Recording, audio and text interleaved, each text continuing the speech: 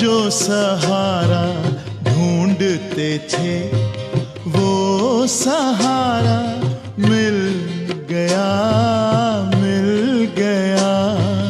ओ हम जो सहारा ढूंढते थे। ओम शांति। मीठे बच्चे, तुम्हें अब ज्ञान की दृष्टि मिली है। మధురమైన పిల్లలు, మీకు ఇప్పుడు జ్ఞానం యొక్క దృష్టి లభించింది। इसलिए तुम्हारा भटकना बंद हुआ। అందుకే మీరు భ్రమించటం అనేది ఆగిపోయింది। तुम శాంతిధామ్ సుఖధామ్ को याद करते हो। మీరు శాంతిధామాన్ని సుఖధామాన్ని జ్ఞాపకం చేస్తారు। प्रश्न, देवताओं में कौन सी ताकत है और वह ताकत किस विशेषता के कारण है? దేవతలలో ఏ శక్తి ఉంది, ఆ శక్తి ఏ విశేషత కారణంగా ఉంది? దేవతల్లో ఏ శక్తి ఉంది? ఇది కొత్త ప్రశ్న। బాబా పిల్లల్లో ఏం శక్తి ఉందంటే చాలా శక్తులు చెప్పొచ్చు, కానీ దేవతల్లో ఏం శక్తి ఉంది, అది ఏ విశేషత కారణంగా ఉంది? చెప్పండి, మీరందరూ ఆలోచించండి। దేవతలలో ఏం శక్తి ఉంది, అది ఏ విశేషత వల్ల ఉంది? తర్వాత బాబా చెప్తారు కదా, అప్పుడు మీకు కూడా అర్థమవుతుంది। देवताओं में सारे विश्व पर राज्य करने की ताकत है। దేవతలలో మొత్తం విశ్వం పైన రాజ్యం చేసే శక్తి ఉంది। वह ताकत विशेष एक बाप की विशेषता, एक मत की विशेषता के कारण है।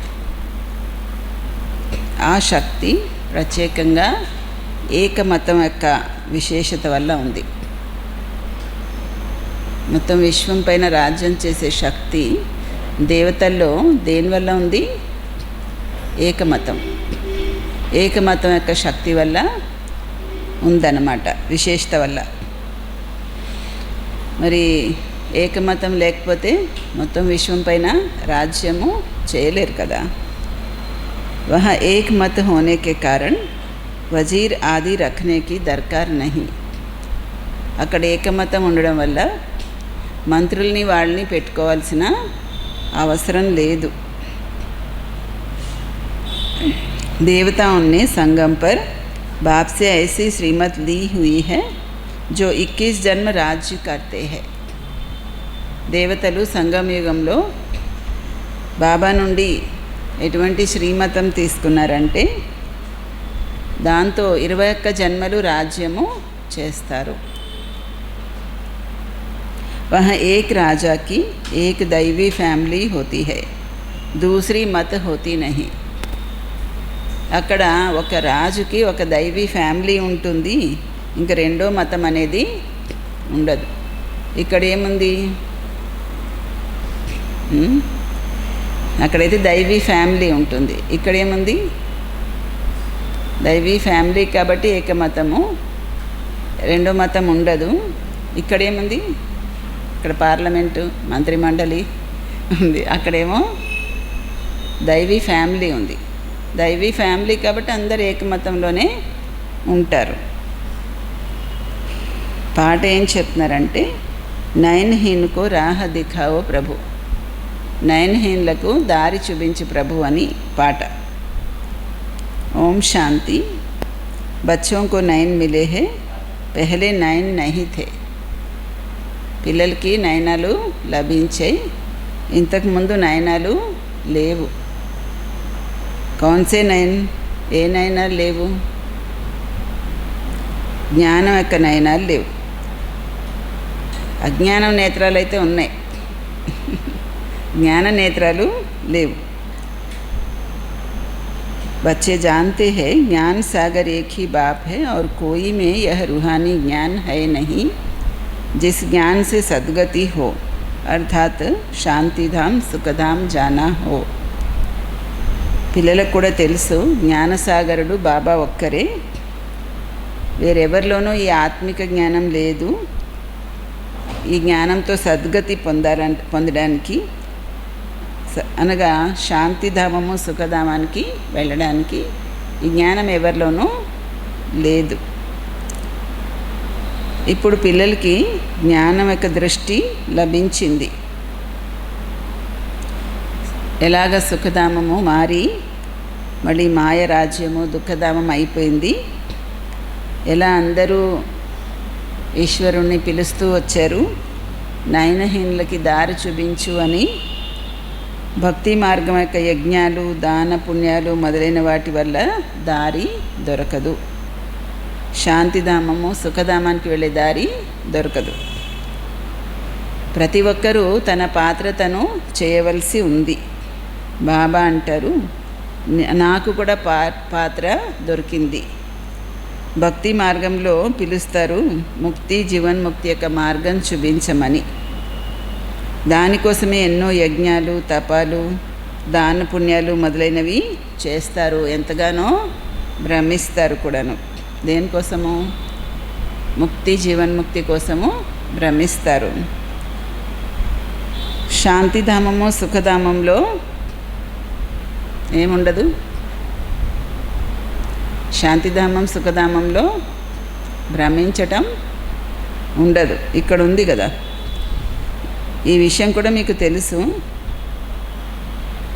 అక్కడైతే కేవలము శాస్త్రాల యొక్క చదువు ఉంది. ఇక్కడ భక్తి మార్గంలో శాస్త్రాల యొక్క చదువు ఉంది. భౌతిక చదువు గురించి కూడా అంతగా తెలియదు. భౌతిక చదువుల యొక్క బరువు అయితే ఇప్పుడు పెరిగిపోయింది. ఒకప్పుడు భౌతిక చదువులు అంత బరువుగా ఏం లేవు కదా. ఎవరైనా 10వ తరగతి చదివితే చాలా పండితుడు అన్నట్టు. అప్పుడు కొద్దిగా హిందీ అక్షరాలు వస్తే చాలా పండితులు. ఇప్పుడు ఎంత చదివినా కూడా పండితులు ఎవరు లేరు. ఇంకా చదవాలి, ఇంకా చదివితే ఇంకేదో చదివితేనే వాడికి విలువ. ఇక్కడ భౌతిక చదువుల యొక్క బరువు పెరిగిపోయింది. అప్పుడు అంత లేదు. అప్పుడు శాస్త్రాలే ఎక్కువగా చదివేవాళ్ళు. మరి గురుకులము వాటన్నిటిలో ఏం చదివేవారు? శాస్త్రాలు, హిస్టరీ అదంతా చదివేవారు.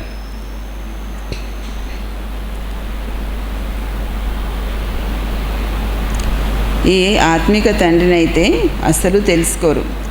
ఆత్మిక తండ్రి వచ్చి జ్ఞానాన్ని ఇస్తారు, అప్పుడే అందరికీ సద్గతి వస్తుంది. పాత ప్రపంచము మారవలసి ఉన్నప్పుడు మానవుల నుండి దేవతలుగా అవుతారు. మళ్ళీ సృష్టిలో ఒకే ఒక రాజ్యము, దేవీ దేవతల రాజ్యం ఉంటుంది. దాన్ని స్వర్గం అని అంటారు. ఈ విషయము భారతవాసీలకి తెలుసు. ఆది సనాతన దేవీ దేవత ధర్మము భారతదేశంలోనే ఉండేది. ఏముండేది? ఆది సనాతన దేవీ దేవత ధర్మం అనేది భారతదేశంలోనే ఉండేది. ఆ సమయంలో వేరే ఏ ధర్మాలు లేవు. పిల్లల కోసం ఇప్పుడు సంగమ యుగం ఉంది. మిగతా అందరూ కలియుగంలో ఉన్నారు. మీరు పురుషోత్తమ సంగమ యుగంలో ఉన్నారు. బాబాని స్మృతి చేసే వాళ్ళందరూ బాబా శ్రీమత్ అనుసారము నడుస్తారు. వాళ్ళు సంగమ యుగంలో ఉన్నారు. మిగతా అందరూ కలియుగంలో ఉన్నారు. ఇప్పుడైతే ఎవరిది సామ్రాజ్యము లేదా రాజ్యాధికారము లేదు. అనేక మతాలతో రాజ్యము నడుస్తుంది. సత్యయుగంలోనైతే ఒక మహారాజా యొక్క సలహాయే నడుస్తుంది. మంత్రులు వాళ్ళందరూ ఉండరు. మహారాజు సలహాయే నడుస్తుందన్నమాట. అక్కడ అంత శక్తి ఉంటుంది. మరి పతితులుగా అయిపోయినప్పుడు వజీర్లు మొదలైన వాళ్ళని అంటే మంత్రుల్ని వాళ్ళని పెట్టుకుంటారు, ఎందుకంటే అంత శక్తి ఉండదు. ఇప్పుడైతే ప్రజారాజ్యమే ఉంది. సత్యయుగంలో ఏకమతం ఉన్నందువల్ల శక్తి కూడా ఉంటుంది. ఇప్పుడు మీరు శక్తి తీసుకుంటున్నారు. ఎక్కడి నుంచి? బాబా నుంచి శక్తి తీసుకుంటున్నారు. 21 జన్మలు ఇండిపెండెంట్గా రాజ్యం చేస్తారు. ఎవరి మీద ఆధారపడి రాజ్యం చేసేది ఉండదు. మీదే దైవీ ఫ్యామిలీ ఉంటుంది. ఇప్పుడు కూడా మీది ఈశ్వరీయ పరివారము. బాబా అంటారు, స్వయాన్ని ఆత్మగా భావించి తండ్రి స్మృతిలో ఉన్నట్లయితే మీరు ఈశ్వరీయ పరివారం. ఎప్పుడు ఈశ్వరీయ పరివారం అవుతారు? స్వయాన్ని ఆత్మగా భావించి తండ్రి స్మృతిలో ఉన్నట్లయితే ఈశ్వరీయ పరివారం. ఒకవేళ దేహాభిమానంలోకి వచ్చి మర్చిపోతే, చాలా కఠినంగా చెప్తున్నారు బాబా, దేహాభిమానంలో వచ్చి మర్చిపోతే ఆసురీ పరివారం అంట. ఒక సెకండ్లో ఈశ్వరీయ సంప్రదాయంలో వస్తారు, మళ్ళీ ఒక సెకండ్లో ఆసురీ సంప్రదాయంలోకి వెళ్ళిపోతారు. స్వయాన్ని ఆత్మగా భావించి బాబాని స్మృతి చేయడం ఎంత కష్టమో. అలా నిరంతరం కొనసాగుతూ ఉంటుందా అది? ఆత్మగా భావించి బాబాని స్మృతి చేయడం అదా ఏమంత నిరంతరము కొనసాగట్లేదు. అందుకే క్షణంలో ఇటు క్షణంలో అటు అయిపోతూ ఉంది. పిల్లలకి కష్టం అనిపిస్తుంది. అసలైతే మరి కష్టమా సహజమా? అసలైతే సహజమే, కానీ పిల్లలకి కష్టం అనిపిస్తుంది అంటున్నారు బాబా. బాబా అంటున్నారు, స్వయాన్ని ఆత్మగా భావించి బాబాని స్మృతి చేస్తే వికర్మలు వినాశనం అవుతాయి. దేహం ద్వారా కర్మలు అయితే చెయ్యాలి కదా. దేహం లేకుండా మీరు కర్మలు చేయలేరు. ప్రయత్నం చెయ్యాలి, పనులు చేస్తూ కూడా బాబా స్మృతిలో ఉండాలని. ఎందుకంటే దేహం ఉన్న తర్వాత కర్మలు ఏవో ఒకటి ఉంటుంటాయి. మరి స్మృతి చేయాలంటే కర్మలన్నీ వదిలేసి కూర్చుంటేనే స్మృతి అంటే కుదరదు కదా. అందుకని కర్మలు చేస్తూ కూడా బాబా స్మృతిలో ఉండడానికి ప్రయత్నము చెయ్యాలి.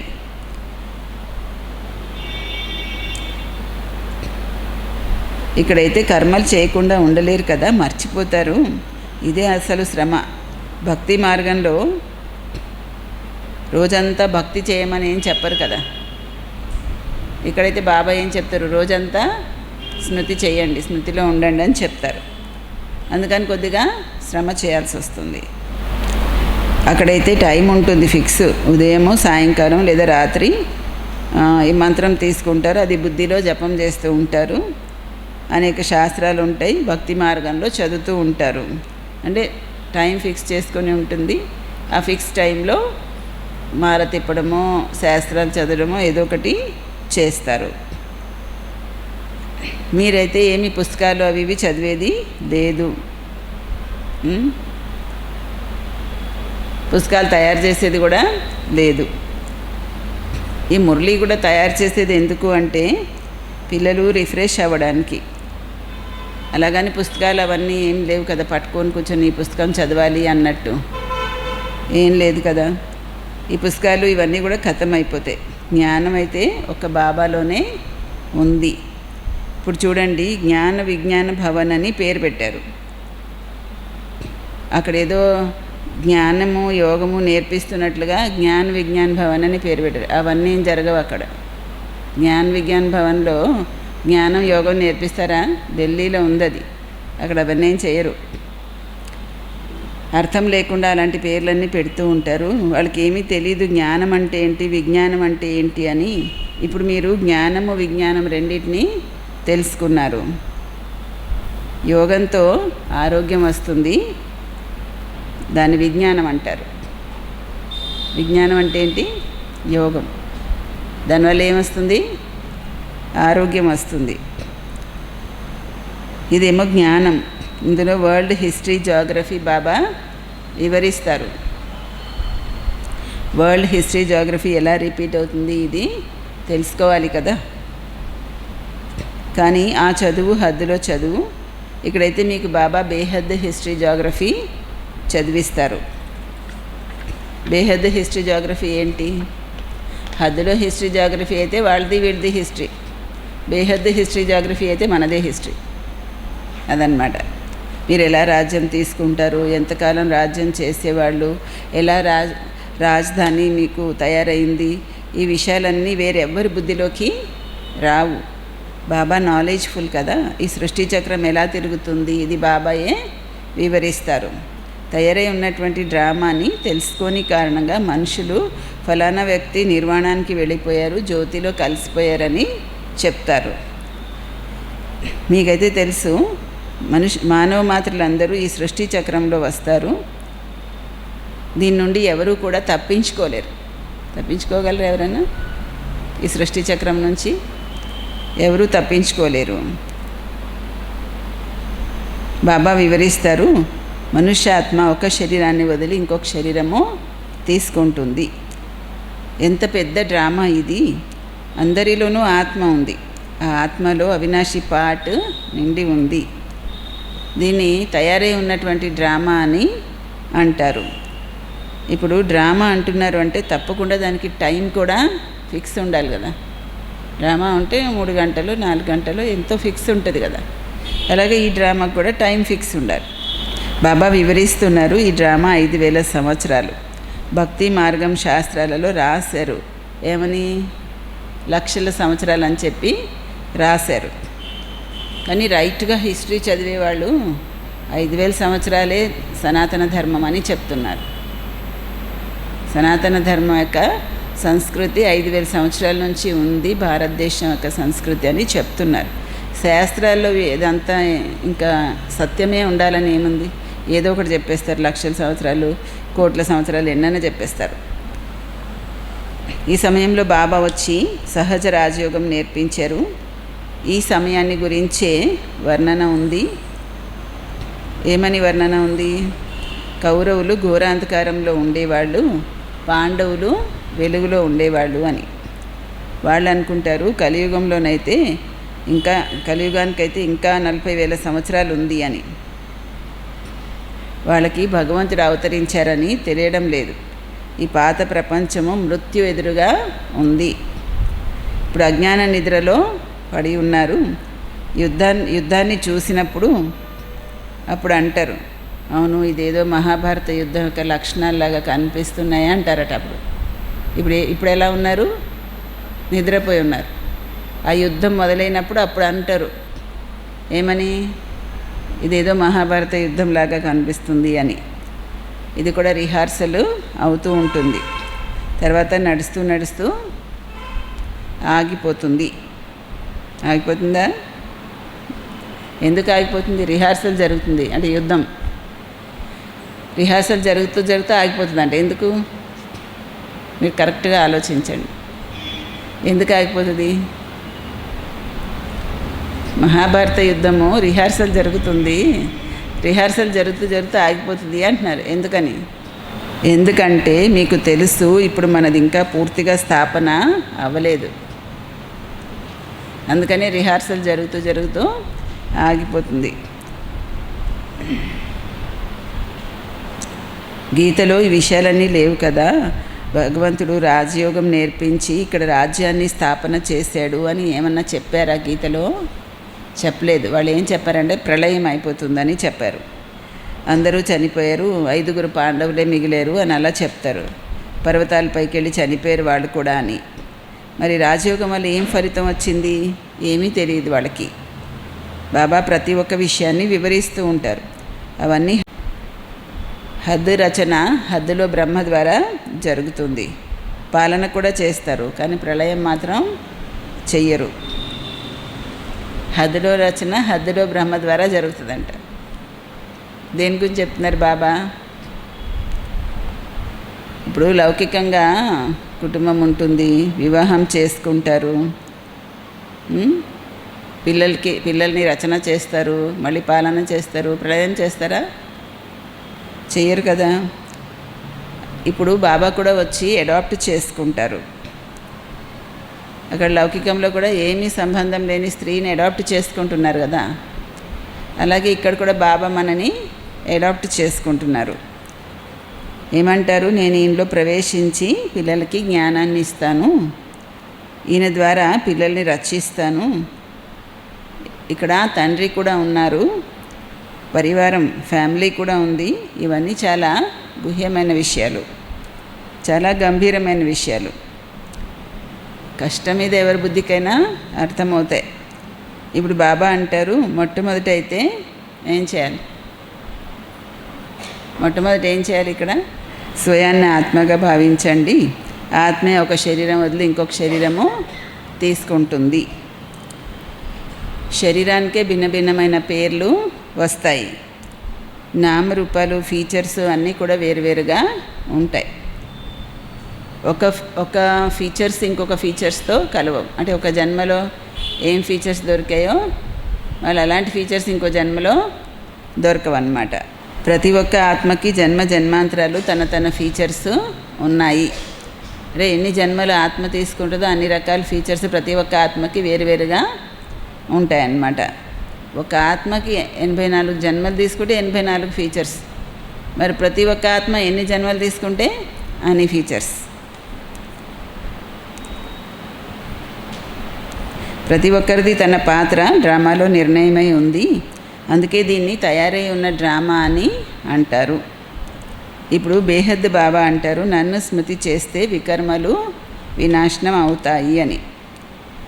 మరి మనం కూడా బాబాని స్మృతి చెయ్యాలి కదా. బాబా స్మృతి వల్లే వికర్మలు వినాశనం అవుతాయి అన్నప్పుడు మనం కూడా బాబాని స్మృతి చేయాలి కదా. ఇదే శ్రమ చేయవలసిన విషయము. పిల్లలు స్మృతి యాత్రలో కూర్చున్నప్పుడు ఏమవుతుంది? స్మృతి యాత్రలో కూర్చున్నప్పుడు ఏమవుతుంది? యుద్ధం నడుస్తుంది. గాబరా పడకండి. మాయ మాటి మాటికి స్మృతిని తెంచేయడానికి చూస్తూ ఉంటుంది. అయినా కూడా మీరు గాబరా పడకండి. మీరు ఆరాంగా బాబాని స్మృతి చేసుకుంటే అది దానికి ఏమైనా సుఖం ఉంటుంది అనుకుంటున్నారా? దానికి శాంతి ఉండదు. మీకు శాంతి వస్తే మాయకి శాంతి ఉండదు. అది ఎలాగన్నా మీ యోగాన్ని తెంచేసి మీరు హైరాన్ అయిపోతుంటే దానికి శాంతి. మరి మీరు ఏం చేస్తారు? అది మీరు నిర్ణయించుకోవాలి. మీరు చాలా బాగా బాబా స్మృతిలో ఉండి పావనం అవుతారా, లేకపోతే మాయ తుఫాన్లో వస్తే అందులో కొట్టుకుపోతారా, ఏం చేస్తారు మీరు ఆలోచించాలి. మాయ తుఫాన్లో ఎలా తీసుకెళ్ళిపోతుందో తెలుసా? ఒక తుఫాన్ వచ్చిందనుకోండి, అలా ఎగరగొట్టేసి ఇళ్ళ మీద కప్పులన్నింటినీ తీసుకెళ్ళిపోద్ది కదా. అలాగే మాయ కూడా వస్తుంది. పిల్లలు యోగంలోకి వచ్చినప్పుడు స్మృతి లేదు, ఏం లేదు, అంతా ఎగరగొట్టేస్తారు. మరి అప్పుడు ఏం చేస్తారు? తుఫాన్లో వెళ్ళిపోతారా? తుఫానులో కొట్టుకుపోకూడదు. మనం స్థిరంగా మనం ఉండాలి. అదనమాట. సంకల్ప వికల్పాలు ఎలా వస్తాయంటే ఇంకా పూర్తిగా బుర్ర తిప్పేస్తుంది మాయ. మీరు శ్రమ చేయండి. బాబా వివరించారు. ఈ లక్ష్మీనారాయణలు కూడా అంటే ఈ లక్ష్మీనారాయణలకి కర్మేంద్రియాలు ఎలా వశమయ్యాయి? వాళ్ళు సంపూర్ణ నిర్వికారిగా ఉండేవాళ్ళు కదా. అటువంటి శిక్షణ వాళ్ళకి ఎవరి ద్వారా దొరికింది? ఇప్పుడు పిల్లలకి కూడా ఆ విధంగా తయారయ్యేటువంటి శిక్షణ లభిస్తుంది. వాళ్ళలో ఎటువంటి వికారాలు లేవు. అక్కడ రావణ రాజ్యమే లేదు. ఆ తర్వాత కదా రావణ రాజ్యం వచ్చింది. లక్ష్మీనారాయణ రాజ్యం పూర్తయిపోయాక రావణ రాజ్యం వచ్చింది. రావణుడు ఎవరు? ఈ విషయం కూడా ఎవరికీ తెలియదు. డ్రామా అనుసారం ఇవన్నీ నిర్ణయమై ఉన్నాయి. ఎవరికి ఏం తెలియకపోవడం కూడా నిర్ణయమై ఉంది. డ్రామా యొక్క ఆది మధ్య అంత్యాన్ని గురించి కూడా తెలియదు. అందుకే నేతి నేతి అని చెప్తూ వచ్చారు. ఇప్పుడు మీరు స్వర్గవాసిగా అవ్వడం కోసము పురుషార్థము చేస్తున్నారు. ఈ లక్ష్మీనారాయణుడు స్వర్గ యజమానులు కదా. వాళ్ళ ముందు తల వంచే వాళ్ళందరూ ఎవరు?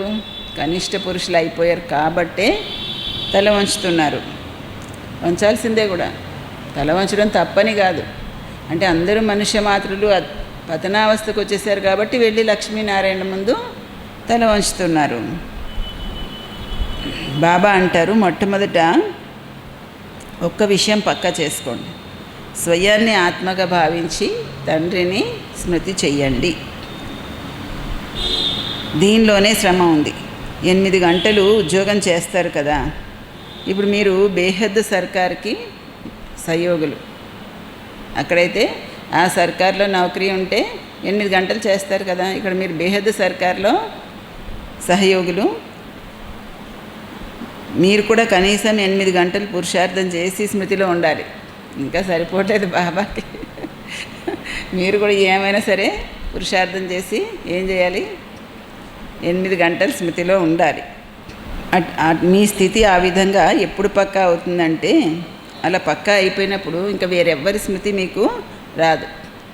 అంటే మనం 8 గంటలు బాబా స్మృతిలో ఉండాలన్నంత అటెన్షన్ పెడితే ఇంకా తర్వాత పక్కా అయిపోతే ఇంకెవరి స్మృతి రాదు. ఇంకేమొస్తుంది, మొత్తం బాబా స్మృతిలోనే ఉండాలని. పని లేనప్పుడు, పని ఉన్నప్పుడు, అన్ని సమయాల్లో బాబా స్మృతి అంటుంటే ఇంకెవరి స్మృతి చేయడానికి ఖాళీ కూడా ఉండదు కదా, రాదు ఇంకా అంటున్నారు బాబా. బాబా స్మృతిలోనే శరీరం విడిచిపెడతారు. మరి అటువంటి వాళ్ళే విజయమాలలో వెళ్తారు. చెప్తున్నారు కదా, పనులు చేస్తూ కూడా బాబా స్మృతిలో ఉండండి, ఇక్కడ అలా నేను నేర్పిస్తాను మీకు. కానీ భక్తి మార్గంలో అలా ఎవరు చెప్పరు. రోజంతా భక్తి చేయండి అంటారా? బాబా మాత్రం రోజంతా నా స్మృతిలో ఉండండి అంటారు కదా. అందుకని ఆ విధంగా స్మృతి చేస్తే ఏమవుతారు, మాలలో పూసలవుతారు. ఒక రాజుకి ప్రజలు చాలామంది ఉంటారు కదా, ఇక్కడ కూడా ప్రజలు తయారవ్వాల్సి ఉంది. మీరు విజయమాలలో పూసలుగా పూజ్యులుగా అవుతారు. 16,108 మాల కూడా ఉంటుంది. చాలా పెద్ద బాక్స్లో పెట్టి ఉంచుతారు. 8 అష్టరత్నాల మాల ఉంటుంది, 108 పూసల మాల కూడా ఉంటుంది. లాస్ట్కి ఎంత మాల తయారవుతుంది? అష్టరత్నాలు 108, 16,108 అన్ని రకాల మాలలు ఉంటాయి. లాస్ట్కి ఎంత మాల తయారవుతుంది? 16,108 మాల తయారవుతుంది. ఇందులోంచే విడదీస్తే విడదీయాలి. ఇప్పుడు క్లాస్లో 40 మంది స్టూడెంట్స్ ఉంటారు. ఫస్ట్ నుంచి 10th ర్యాంక్ వచ్చేవాళ్ళు కూడా ఆ 40లోనే కదా. అలాగే అష్టరత్నాలు 108 అన్నీ కూడా అందులోనే. 108 అంటే 8 కూడా కలిపి. 16,108 అంటే ఈ 8, 100 కూడా కలిపి. 8, 100, 16,000 కదా. విడిగా చెప్తే అష్టరత్నాలు, విడిగా చెప్తే 108, మొత్తం కలిపి చెప్తే 16,108 మాల ఫైనల్గా తయారవుతుంది.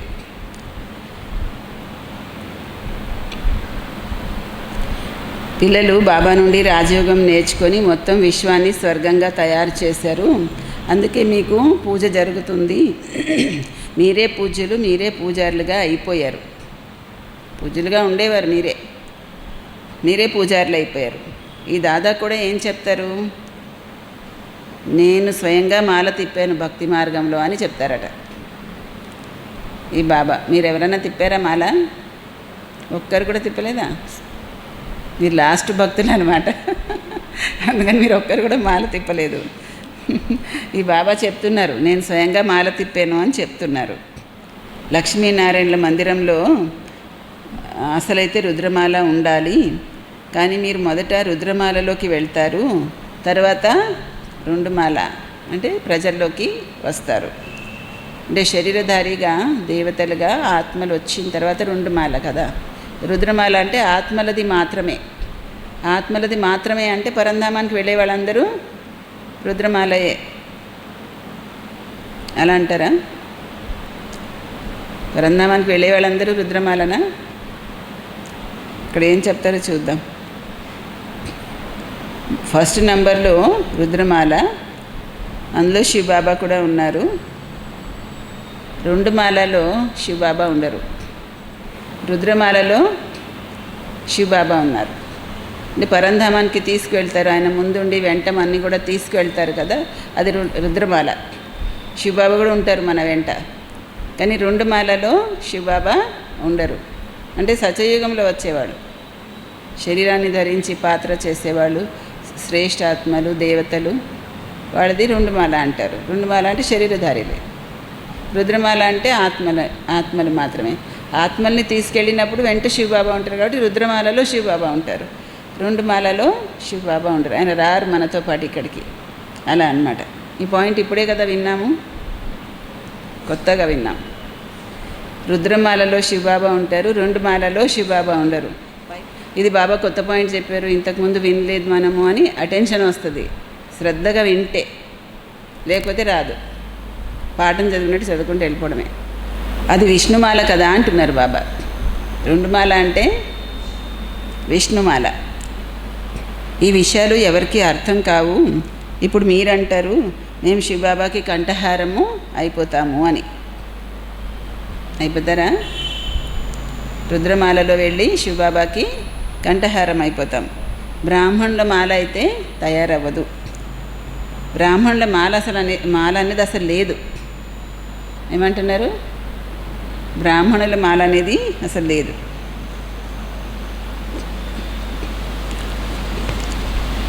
మీరు ఎంత స్మృతి చేస్తూ ఉంటే అంత అక్కడ కూడా దగ్గరగా వచ్చి రాజ్యం చేస్తారు.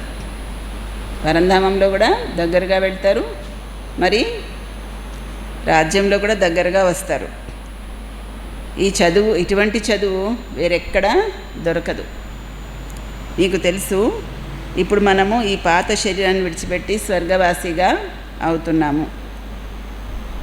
భారతదేశం మొత్తము స్వర్గవాసిగా అవుతుంది. ముఖ్యంగా భారతదేశమే స్వర్గంగా ఉండేది. 5000 సంవత్సరాల క్రితం విషయం, లక్షల సంవత్సరాల క్రితం విషయం ఏమీ కాదు. దేవతలు ఈ భారతదేశంలో రాజ్యం చేసి 5000 సంవత్సరాలే అయ్యింది. స్వర్గాన్ని మనుషులు మర్చిపోయారు. అందుకని అలా ఏదో ఒకటి చెప్పేస్తూ ఉంటారు. అసలు ఉన్నదేం లేదు. అన్ని వేల సంవత్సరాల పురాతనము, ఈ శకం ఆ శకం ఏమీ లేదంటున్నారు బాబా. వాళ్ళు చెప్తారు కదా చాలా రకాలు. ఏం శకం చెప్తారు? విక్రమాదిత్య శకము, క్రీస్తు శకము, ఇంకేదో శకము చెప్తూ ఉంటారు. అలాంటివేం లేవు అంటున్నారు బాబా.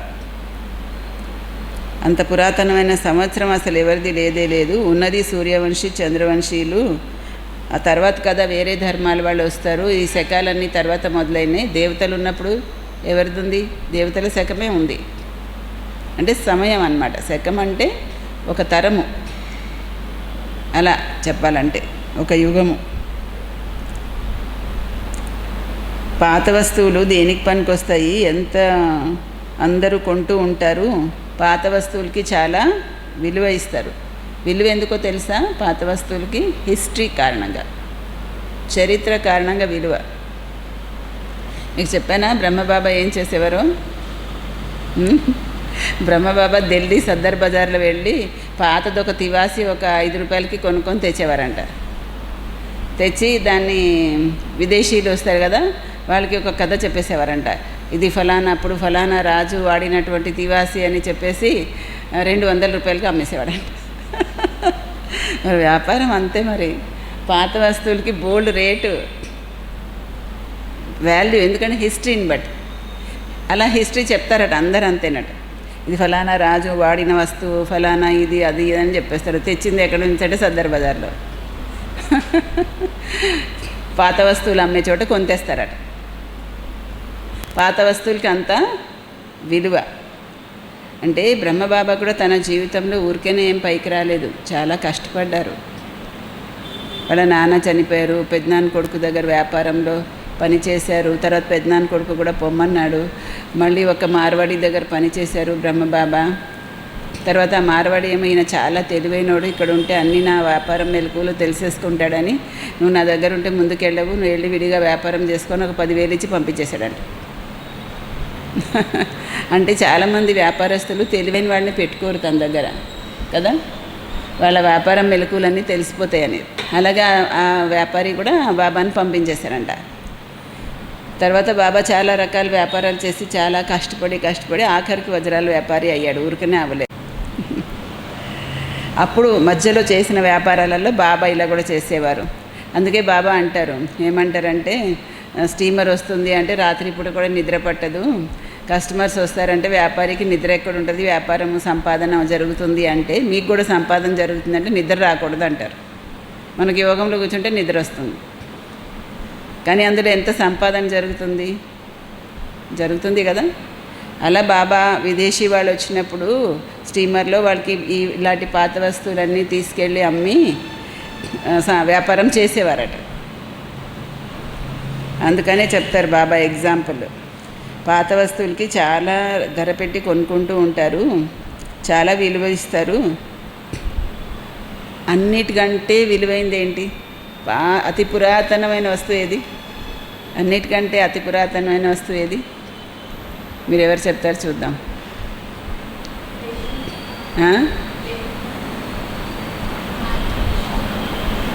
విలువైంది, ఎక్కువ విలువ ఉన్నది, అన్నిటికంటే పురాతనమైన వస్తువు ఏది? అక్కడ పురాతన వస్తువులకి ఎక్కువ ధర పెట్టి కొంటారు అని చెప్పారు కదా బాబా. వాటికి ఏం విలువ ఉంటుంది, ఏముండదు. కానీ అన్నిటికంటే పురాతన వస్తువు ఏది అంటే శివ్ బాబా. శివ్ బాబా అన్నిటికంటే పురాతన వస్తువు అంటున్నారు.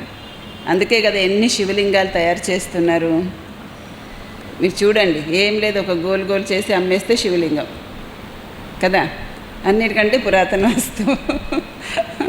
అందరు ఇంత చిన్న శివలింగం ఉంటే డబ్బులు ఇచ్చి కొనుక్కుంటూ ఉంటారు.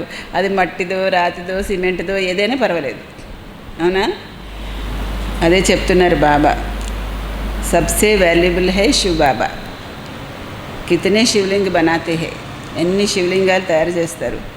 ఆత్మ ఇంత చిన్న బిందువు, ఇది ఎవరికి కూడా అర్థం కావటం లేదు. అతి సూక్ష్మ రూపము. బాబా ఎంత కొట్టుకులాడుతున్నారు. ఆత్మ ఇంత చిన్న బిందువు, ఎవ్వరికి అర్థం కావట్లేదు అంటున్నారు బాబా. అంటే అందరికి అర్థం చేయించాలని బాబా తపన అన్నమాట, పిల్లలకి అర్థం చేయించాలని. కానీ అర్థం కావట్లేదు.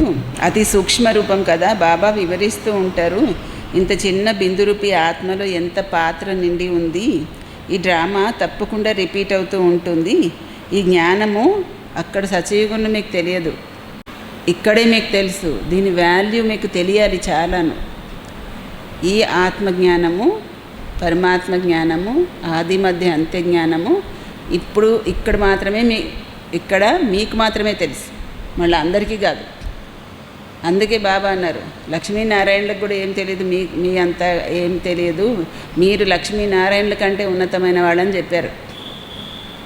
నిన్ననేనా మరి? అక్కడి మీకు జ్ఞానం ఉండదు అంటున్నారు బాబా.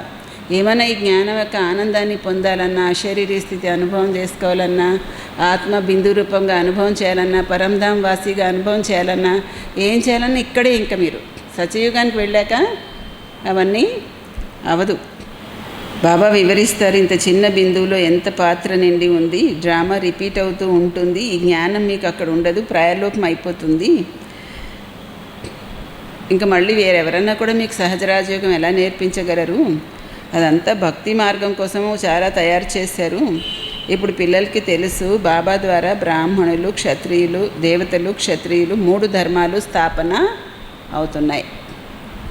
బాబా ద్వారా బ్రాహ్మణులు, దేవతలు, క్షత్రియులు 3 ధర్మాలు స్థాపన అవుతున్నాయి. భవిష్యత్తు కొత్త ప్రపంచం కోసము. ఆ చదువు మీరు చదువుతున్నారు, అది ఈ ఒక జన్మ కోసమే. దీని ప్రారంధం మీకు కొత్త ప్రపంచంలో దొరుకుతుంది. ఈ చదువు ప్రారంధం. ఈ చదువు సంగమ యుగంలో మాత్రమే ఉంటుంది. ఇది పురుషోత్తమ సంగమ యుగం. అందుకని ఇదేం సమయము?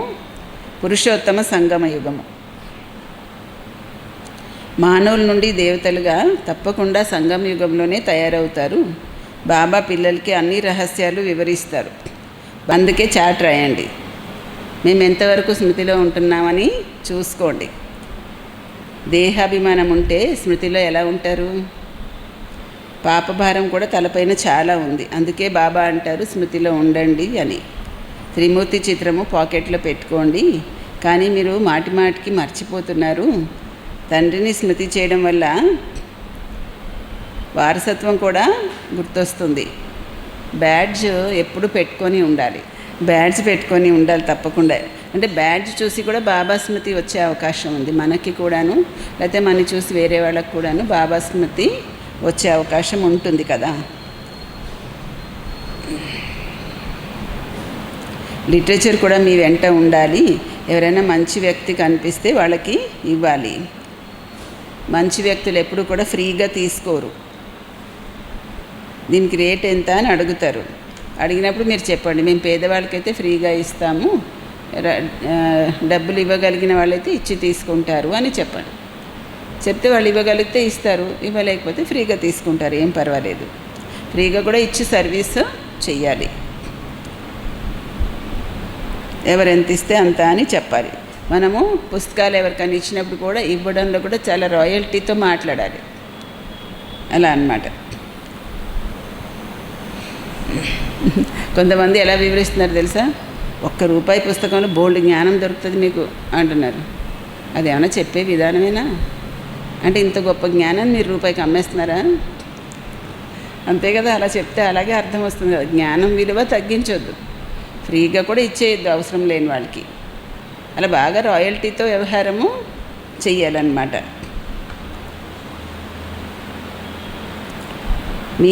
మీ రీతి రివాజులు అన్నీ కూడా ప్రపంచం కంటే అతీతంగా ఉండాలి. అందరిలాగే మీరు కూడా ఉంటే తేడా ఏం లేదు. జ్ఞానం తెలుసుకొని మన జీవన విధానము, మన మర్యాదలు, పద్ధతులు అన్నీ కూడా ఎలా ఉండాలి? ప్రపంచం కంటే భిన్నంగా, అతీతంగా ఉండాలి. రాయల్ వ్యక్తులైతే వాళ్ళంతటి వాళ్ళు ఎంతో కొంత ఇస్తారు. ఏమంటారు? మేము అందరి కళ్యాణం కోసం ఇస్తున్నాము అని చెప్తారు. కొందరేమో చదువుకొని తర్వాత వాళ్ళకి నచ్చి డబ్బులు పంపిస్తారట. ఈ పుస్తకాలు మీ దగ్గర తీసుకున్నాం, చాలా బాగున్నాయి, అందుకని డబ్బులు పంపించామని చెప్తారు. మీరు ఖర్చు చేస్తున్నారు కదా, ఎలాగైనా మీకు ఖర్చు అవుతుంది కదా, అందుకని డబ్బులు పంపిస్తున్నామని చదివిన తర్వాత పంపించే వాళ్ళు కూడా ఉంటారు. అప్పుడన్నా అర్థమైంది కదా జ్ఞానం యొక్క విలువ, చదివిన తర్వాత అన్నా.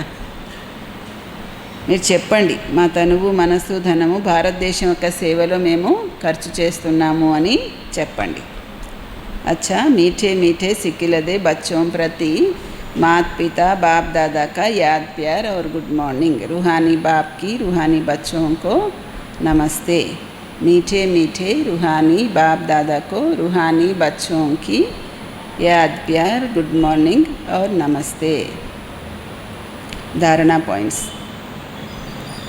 ఈ బేహద్ సర్కార్కి సహాయం చేయడం కోసం కనీసము ఏం చేయాలి? ఈ బేహద్ సర్కార్కి సహాయం చేయడం కోసం ఏం చేయాలి చెప్పండి? కనీసం బేహద్ సర్కార్కి సహాయం చేయడం కోసం 8 గంటలు స్మృతిలో ఉండే పురుషార్థం చేయాలి.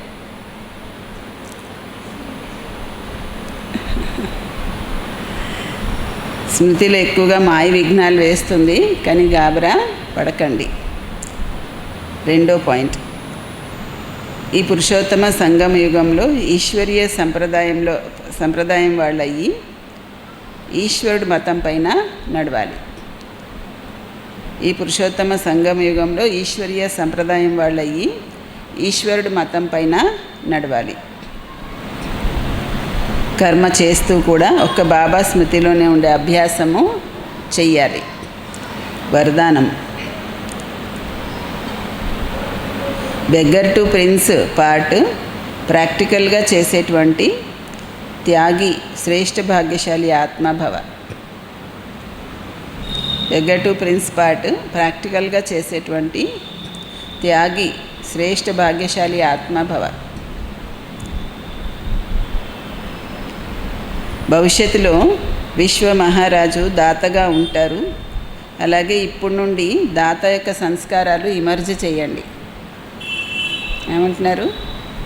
భవిష్యత్తులో విశ్వ మహారాజు దాతగా ఉంటారు. అలాగే ఇప్పటి నుండి మీరు దాత సంస్కారాలు ఇమర్జ్ చేయండి. ఎవరి నుండైనా సహకారం తీసుకొని మళ్ళీ సహకారం ఇవ్వాలి అని అలా సంకల్పం కూడా ఉండకూడదు. ఎవరి నుండైనా సహకారం తీసుకుని తర్వాత సహకారం ఇవ్వాలి అన్న సంకల్పం కూడా ఉండకూడదు. దాన్నే బెగ్గర్ టు ప్రిన్స్ అంటారు. ఏమంటారు? ఎవరి నుండైనా సహకారం తీసుకొని తర్వాత సహకారం ఇవ్వాలి అన్న సంకల్పం ఉండకూడదు. దాన్ని బెగ్గర్ టు ప్రిన్స్ అంటారు. అంటే మనం స్వయం తీసుకునే ఇచ్ఛ లేని వాళ్ళుగా ఉండాలి. ఈ అల్పకాలికమైన ఇచ్ఛతో కూడా బెగ్గర్ అవ్వాలి. మనలో ఆ ఇచ్ఛ కూడా ఉండకూడదు. తీసుకోవాలి ఎవరి నుండైనా ఏమన్నా అన్న సంకల్పం కూడా ఉండకూడదు. అలాంటి బెగ్గరే సంపన్నమూర్తులుగా అవుతారు. అలాంటి బెగ్గర్ సంపన్నమూర్తులుగా అవుతారు. ఇప్పుడు బెగర్ టు ప్రిన్స్ పార్ట్ ప్రాక్టికల్గా చేసేవాళ్ళే ఇప్పుడు బెగర్ టు ప్రిన్స్ పార్ట్ ప్రాక్టికల్గా చేసేవాళ్ళని సదా త్యాగి శ్రేష్ఠ భాగ్యశాలి అంటారు. త్యాగంతో సదాకాలము భాగ్యము స్వతహాగా తయారైపోతుంది. స్లోగన్: సదా హర్షితంగా ఉండడం కోసము సాక్షి స్థితి యొక్క సీట్లో దృష్ట అయ్యి ఆటని చూడండి.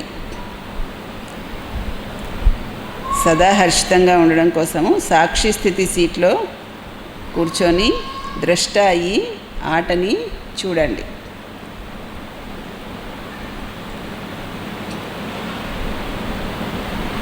ద్రష్ట అంటే చూసేవాడు.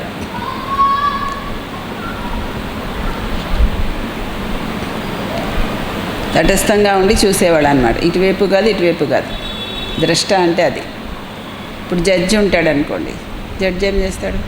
ఎటువైపు కాదు, ద్రష్ట. అలా అన్నమాట. సాక్షి స్థితి యొక్క సీట్లో కూర్చొని ద్రష్ట అయ్యి ఆటని చూడండి. అప్పుడు సదా హర్షితంగా ఉంటారు.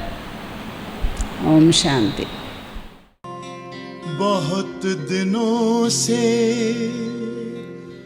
भटक रहे थे हम एक भूल भुलैया में, वो दिन बीते अब बैठे हैं हम एक ठंडी छैया में, हम एक ठंडी छैया में।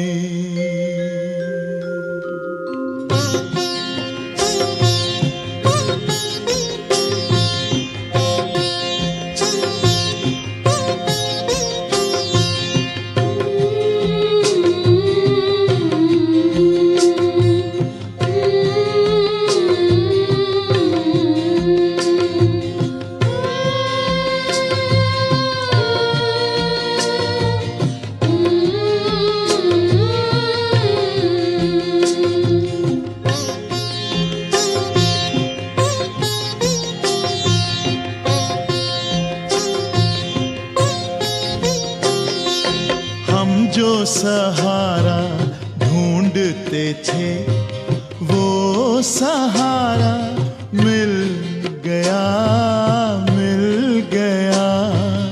ओ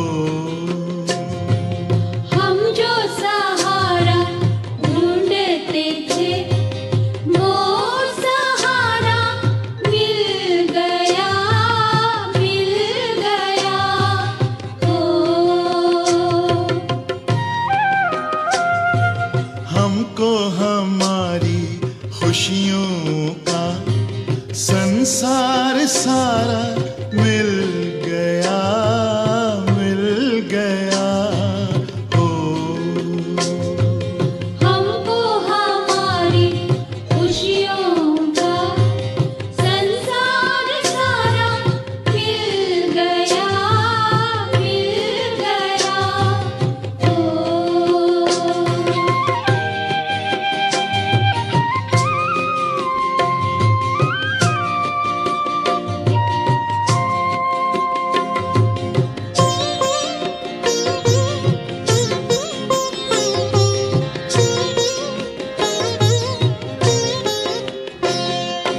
जग में हमारे वास्ते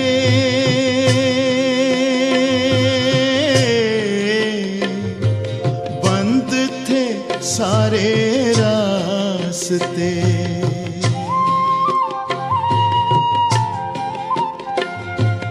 जग में हमारे वास्ते बंद थे सारे रास्ते। हमको हमारे बंधन से अब छुटकारा मिल गया, मिल गया। हो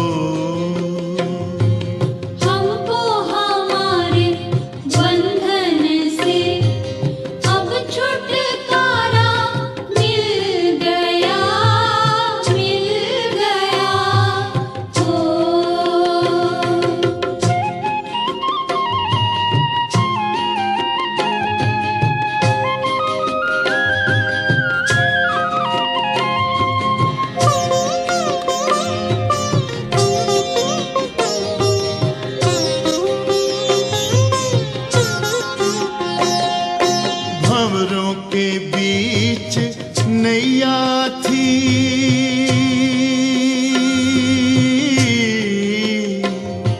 नैया बिन खिवैया थी।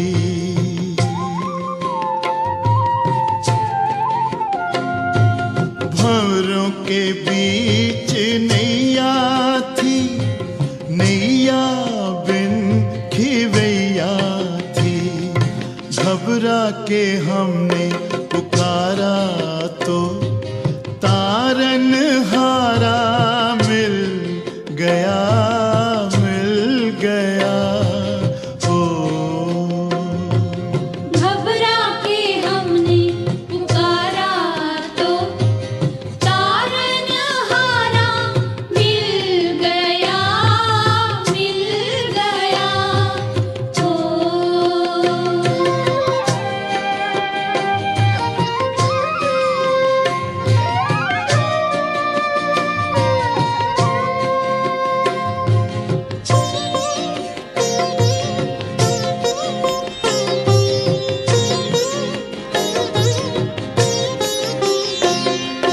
फिरते थे हम यहाँ वहाँ,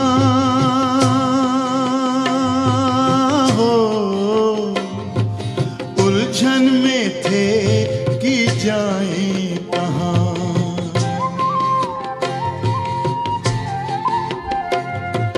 फिरते थे हम यहाँ वहाँ, उलझन में थे कि जाएं कहाँ। इसका समाधान हमको यहाँ बाबा के द्वारा मिल गया, मिल गया। हो इसका समाधान हमको यहाँ बाबा के द्वारा मिल गया, मिल गया। ओ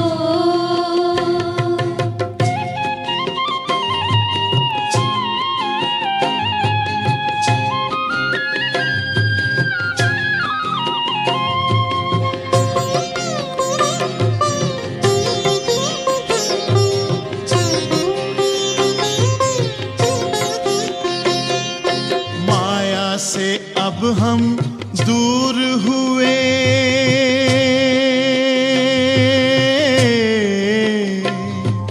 आनंद से भरपूर हुए।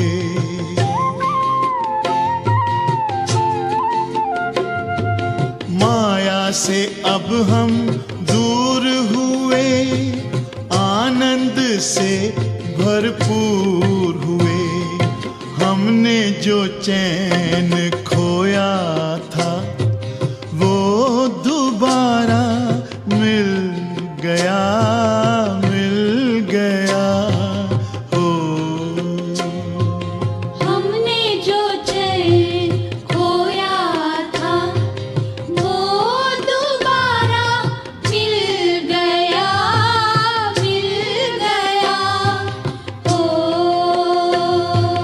हम जो सहारा ढूंढते थे वो सहारा मिल गया, मिल गया। हो